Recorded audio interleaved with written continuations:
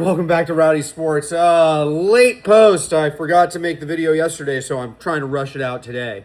So we had one game yesterday, which was Spain versus Belgium. That went pretty according to plan with Mikel Merino coming off the bench and getting the winner. Why he doesn't start after scoring 2 games in a row? It's beyond me. There's definitely politics involved in the Spanish national football team that I don't understand. That they start the players that just get them over the line enough. All right. Fabian Ruiz with a goal in the 30th minute. Great goal. Charles de Cantelare, he popped up on the score sheet again. I said this fucking guy. I hate this fucking guy. He fucking shows up 2 weeks in a row. He couldn't show up for the rest of the tournament, but, whatever. And then Mikel Merino off the bench in the 93rd or 88th minute to get one. Really good poacher goal, comes off, gets the rebound, and finishes it off for Spain. Why Mikel Merino isn't starting is beyond me. He seems to always be in the right place at the right time. This game means that Spain will play France in the semifinals, and I'm obviously hoping that France will win because I want France to win unless David Raya, Martin Zubamendi, and Mikel Merino all start. They're not going to start, though, because there's politics involved with this Spanish national team. They're a bunch of trash pig dogs that run this team. They did win the Euros, though. All right, moving on to today. We have 2 games, and they're 2 big games. Norway versus England and Argentina versus Switzerland. And let's talk about Norway versus England today. Are we betting on Haaland to get a goal? Yeah, we are, because he's played against these bums regularly. And the back line isn't my favorite of players for the England national team, but the midfield and the, Bukayo Saka and Noni Madueke and Declan Rice are my players. I don't think that Declan Rice is going to be starting this game, but it's entirely probable. He likes to play through injuries. Terrifies me as an Arsenal fan. Is what it is. So let's just talk about this. If Jed Spence starts, I think that Alexander Solaroth could get a goal if Jed Spence starts. Or is it Nusa that whoever Jed Spence has to mark, that person's either going to score or assist. It will become a Jed Spence era that leads to whatever Norway scores or wherever Norway scores. And I don't think that Stones and Konza are good enough to stop Erling Haaland. The midfield is the only place where I'm... England are going to get goals here. Maybe not a lot. This game could be pretty low scoring, or it could be a 2-2 draw that goes on to penalties. If it goes to penalties, I think Norway can win because, penalties are super unpredictable. Do I think Norway win this game?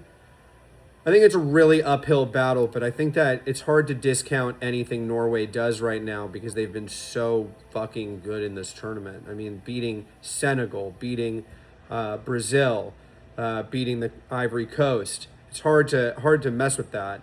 But England have looked just as good. 4-2 Croatia win, the win over DR Congo, the win over Mexico, all very impressive wins within this tournament. So who am I betting on in this? I would bet on Jude Bellingham and Erling Haaland both to score. I think that'd be a safe bet. I think that'd be it'd be a dicey safe bet. You know what I mean? Every bet is kind of dicey. But, that is like the script that we've been seeing from the higher ups is that Erling Haaland scores and Jude Bellingham scores. Let's move on. Argentina versus Switzerland, and we're going to bet that Argentina win this game for sure. And Messi has got to be involved in the scoring somehow. If Switzerland move on from this, let's put it this way. If Switzerland move on and Norway move on, then we have a Champions League final with Norway in it. For sure. You think Switzerland go to the final over Norway? Probably not.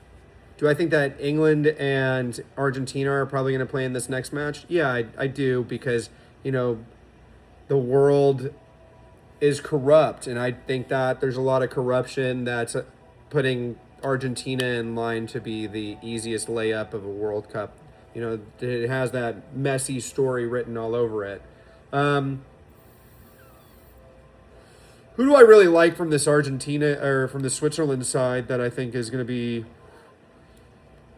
I like I like Vargas and I like Embolo because they have to deal with Molina and Romero. Well, people have said that Romero has been one of the best defenders for Argentina. I think that side of the field can be got. You know what I mean? Because Messi's not helping out on that side of the field at all.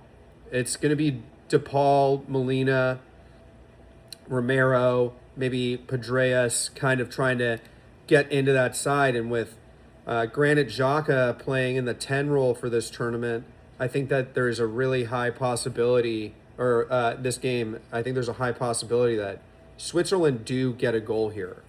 I mean, everyone has been able to get at Argentina in these knockout rounds. You know, man, the Cape Verde is a really great example of that. The Egypt game is a great example of that. They're not invincible. Their back line especially is not invincible. It's their attack that's immaculate. You know what I mean? It's the back line that can be got at. So let's look at these bets that we would want to make for this. Norway and Argentina, we're going to bet on Haaland and Messi to score. It's hard not to bet on Harry Kane. It's really hard not to bet on Harry Kane, especially against this Norway side. I think that Harry Kane could score. And I would put... I would do shots on target for Switzerland more than I would do goals. So maybe like a Vargas shot on target, Embolo with a shot on target. But yeah, today we're looking at Messi to score, Haaland to score, maybe Kane to score, or Jude Bellingham. Players that I would bet in fantasy are obviously Haaland and Messi. You have to fit them into your lineup.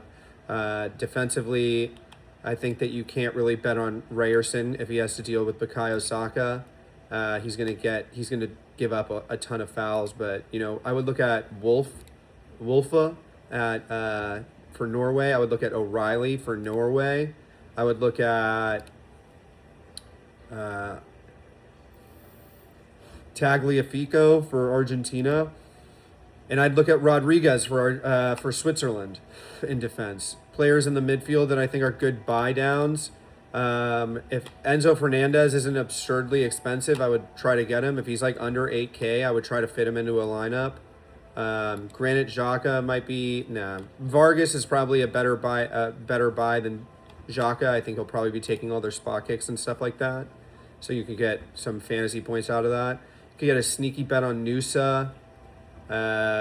Definitely want to try to fit Martin Odegaard into a lineup for sure, especially against this English team. These are players that he's regularly performed against, especially if Declan Rice isn't playing. If Declan Rice isn't playing and it's Kobe Mainu, oh man, I'd bet on Odegaard to get an assist. Saka, if he's cheap. Gordon. That's the Mexico fucking coach. Gordon, fuck you. I love that. I loved it. I mean, that's what we look for in this tournament, are those moments where we see like the respect and love between two teams that are playing against each other, and we haven't really seen that a lot. So who's moving on from this? What about England win 3-2, and I'm going to bet Argentina win 3-1. So we'll see England versus Argentina, but you know, I think that Norway could do it. If Norway win today, they have such a high chance of beating Argentina, because Argentina is not going to be able to deal with Erling Haaland. He's going to get a lot of fouls, draw a lot of fouls from that Argentinian team, even if the VAR is cheating everybody. All right. Remember to like, follow, and subscribe, and yeah.